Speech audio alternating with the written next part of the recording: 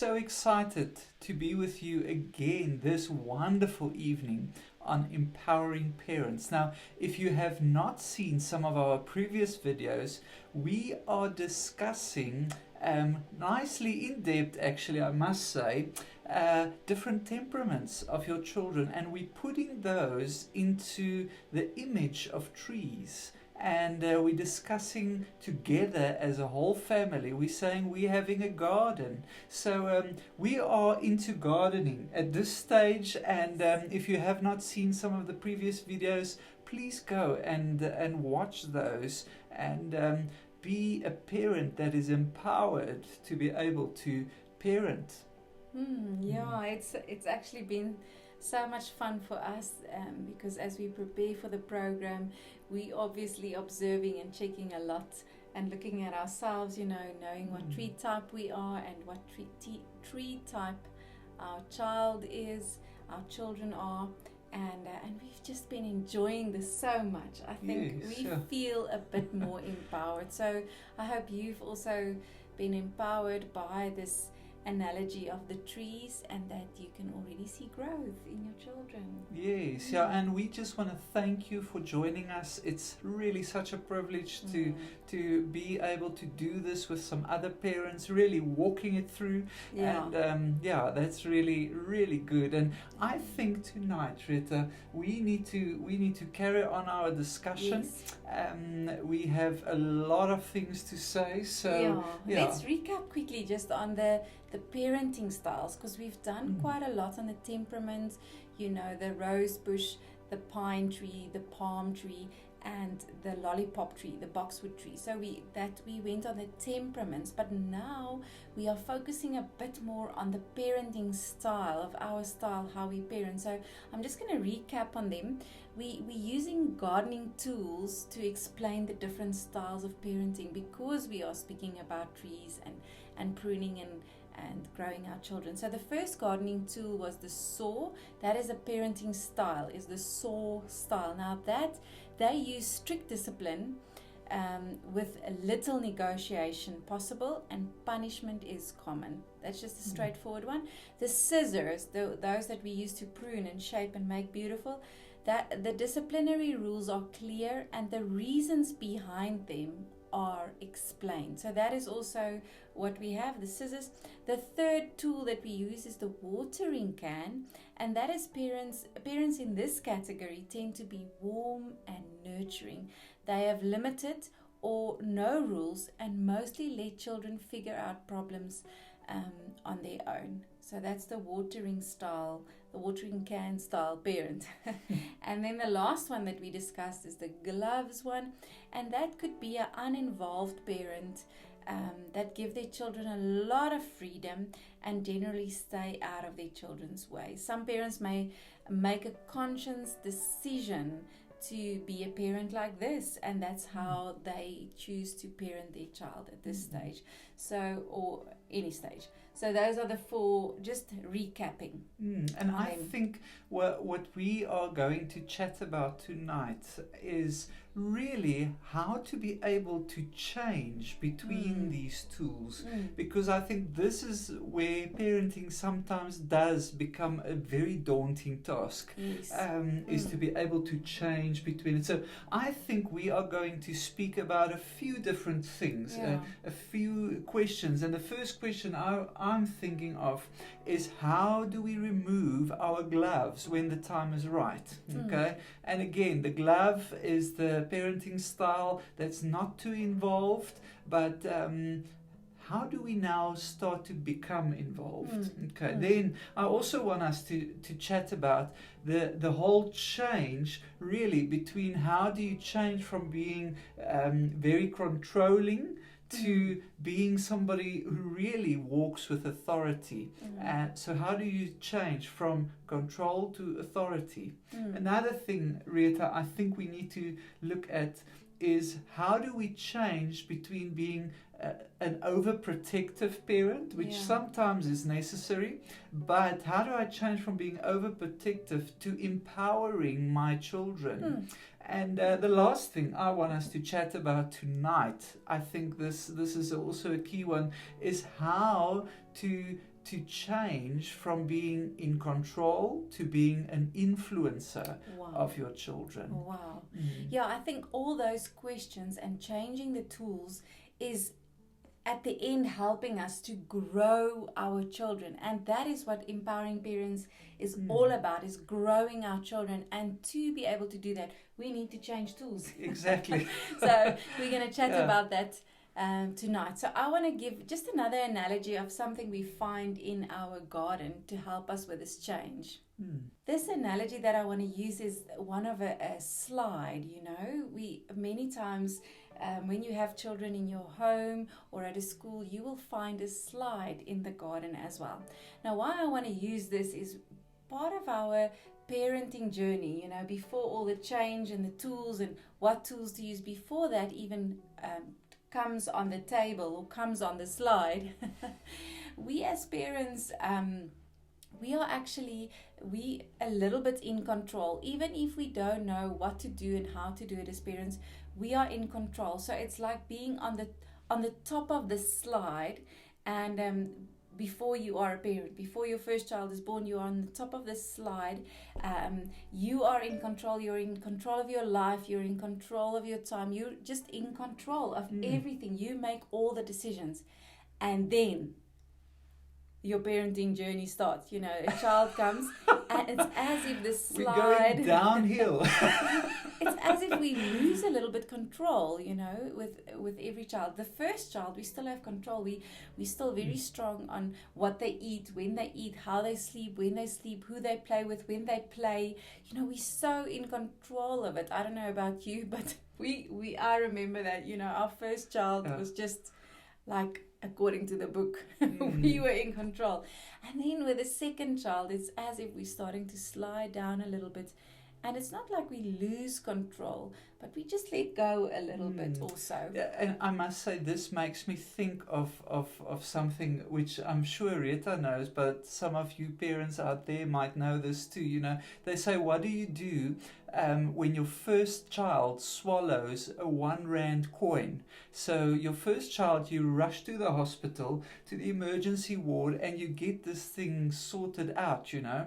And when the second child comes along and the second child swallows 1 rand coin, you actually just sort of wait, you know, and you just want to see that coin come out in the nappy at some point, you know. And so what do, Rita, with the third child? You know, basically, when the third child swallows that 1 rand coin, you basically just subtract it from their weekly pocket money, you know.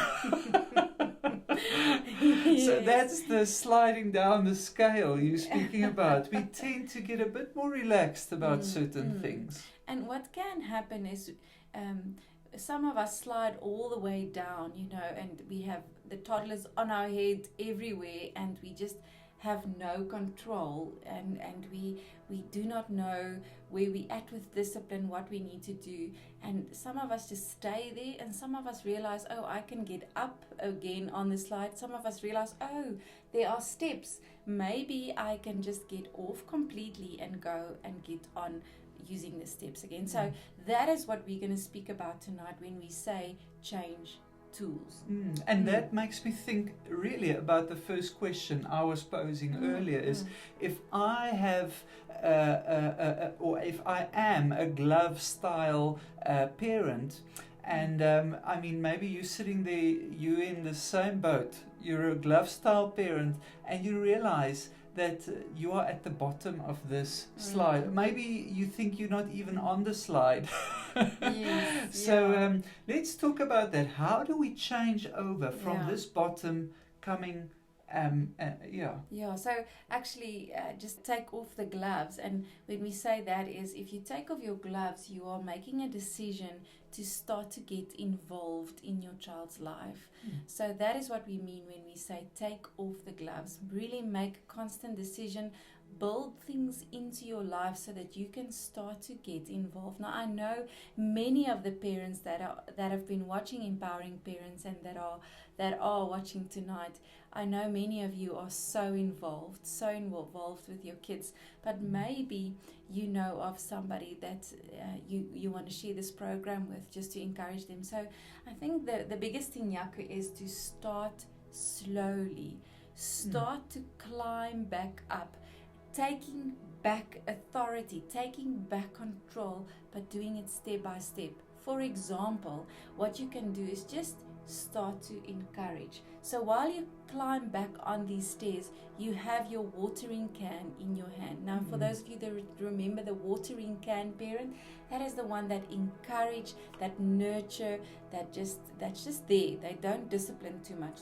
So don't be scared. You don't have to discipline. We don't have to discipline if we've completely slid down. We just start by encouraging. When you've never had chores in your home, you've never been involved like that, start with it now, but start with the encouragement. Don't start with 10 chores, maybe just one chore that's an encouragement to do something. Yes, and do it with them. Like, if it's picking up toys before we go to bed, or if it's packing the dishwasher or washing the dishes before we go to bed, do it with them. In that way, you are slowly building trust, building relationship, and building your authority as a parent again. That's wonderful. And I think, remember that your child's life is PG rated. It's PG stands for parent guidance. Parental guidance. Yes, Yes, so that's where you want to be. You want to get back to that. Guiding your children through even just basic necessities that needs to happen. We want that. And so I'm thinking then the second question, Rita, is how do we then change from being very controlling to at the end of the day becoming somebody that empowers our children? I think what I just realized is authority is not this absolute control. When we speak authority, it means like it's the right amount of control in the right situation. So it's still control, but the right amount in the right situation. And that is where we wanna go when we say, let's swap that control for that empowerment. So the purpose of control is actually just to protect our children until they can take over the control. And that is when we swap it for empowerment. So we are in control, and somewhere we give that over little by little to our children, and in that way they are being empowered. And that's where we want to get at when we So again, the key word here is little by little. Little by little. Take it slow. It's not this massive thing, and obviously I think starting with things that are not serious, like making up a bed. That could be something that you as parents did for them, but now you're handing over control. You're not going to now say, okay, now you get to drive the car. It's like when they are small, it's like you have this little tree in the greenhouse. You have this tree in the greenhouse, and sometimes you even have to put in a stick and tie that little tree to that stick so that it keeps upright. And then there's a time where it grows, where you can take it out of the greenhouse, or you don't just take it out, you first remove that stick that kept it upright. You first remove it. Oh yes, I can see it standing on its own. Yes. And then you remove it from the greenhouse. So slowly we're giving over control to them. Now what can happen, Jaco, is many times when a tree was so small and they never got that stick to keep them upright, they grow up and control is handed over to them too quickly and not gradually. Just quickly the control is handed, take control of your own life, and that tree ends up falling over because it was not kept upright when it was small in the greenhouse. And we see that so often in teenage or late teenage years, and especially young adult years, where they really struggle to find their feet just because of that thing. It's Yeah. never really been handed over to them.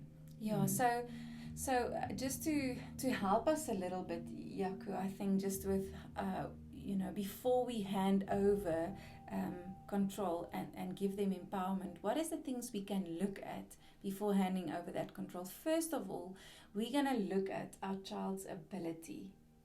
What are they able to do? So to do that, we need to stand back a little bit and observe them. Just look at. I think we've spoken so much about this. Just observing your child. Just look a little bit.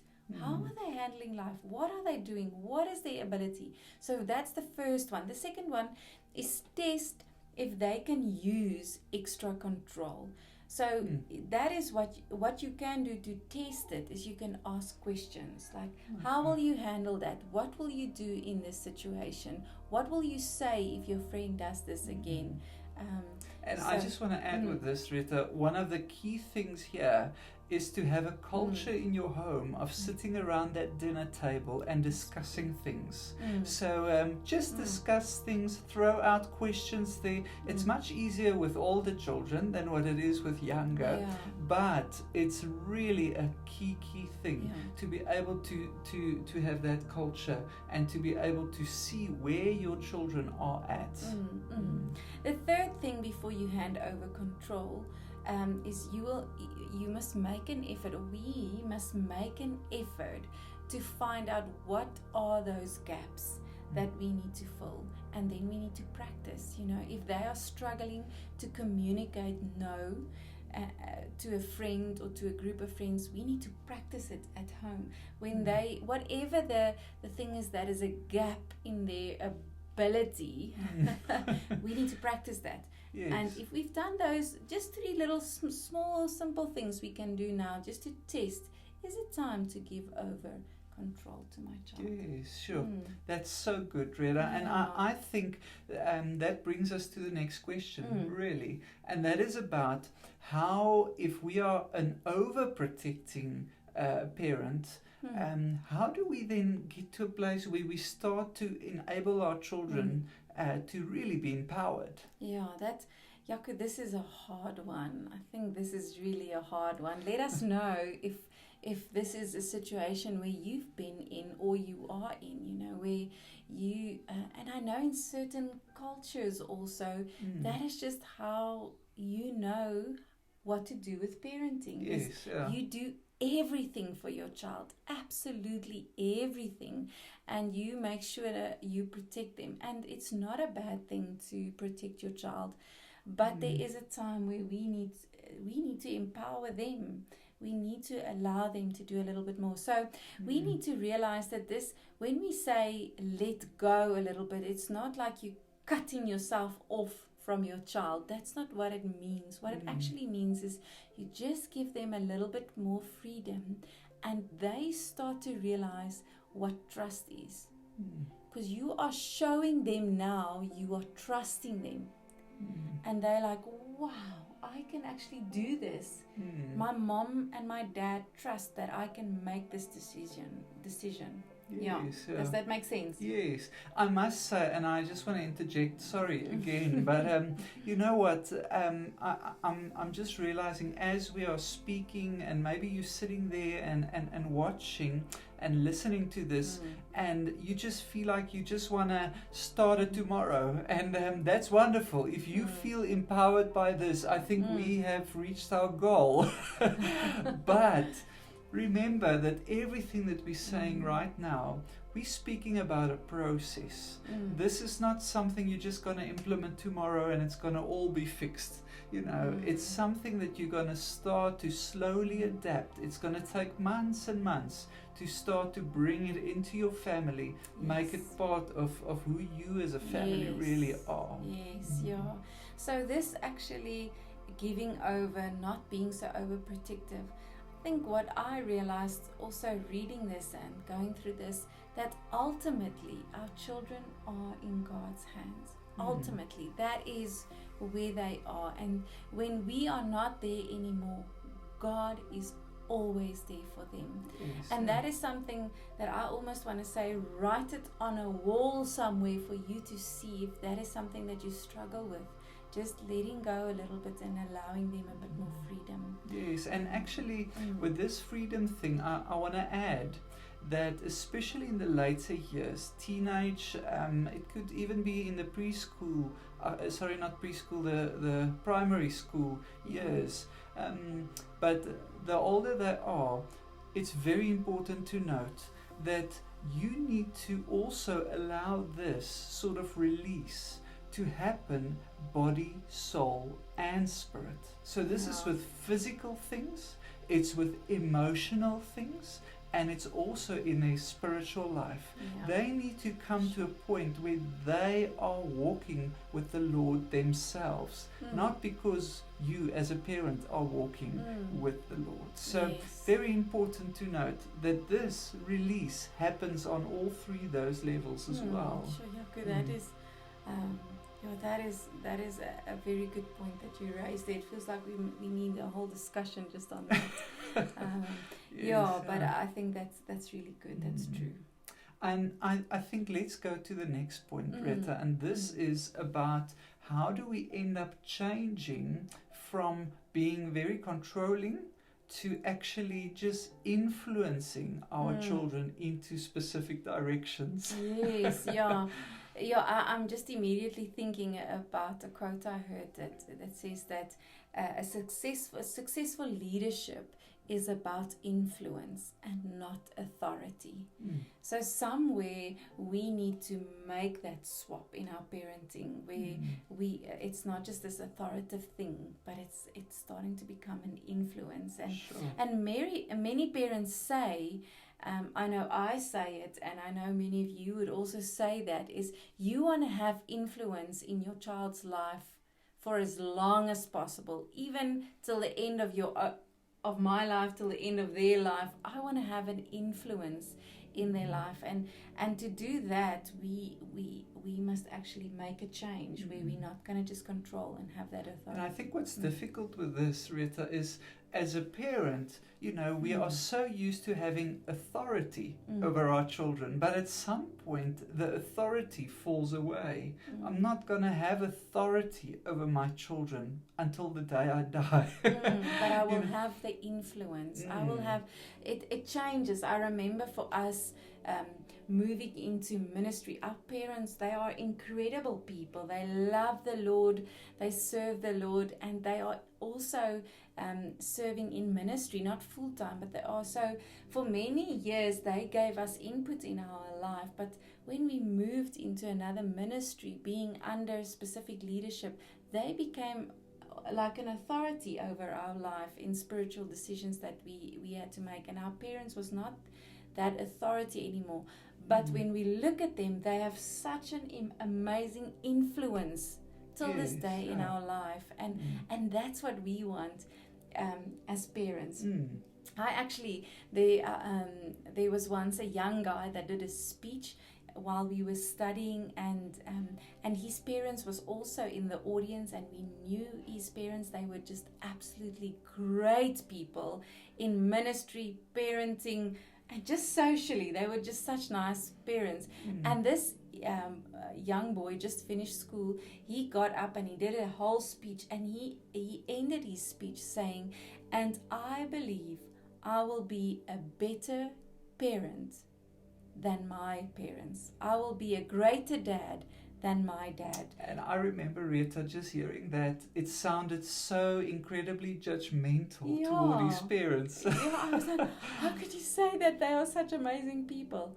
And then he explained his heart, and he said, because they were such great parents, I have to be greater.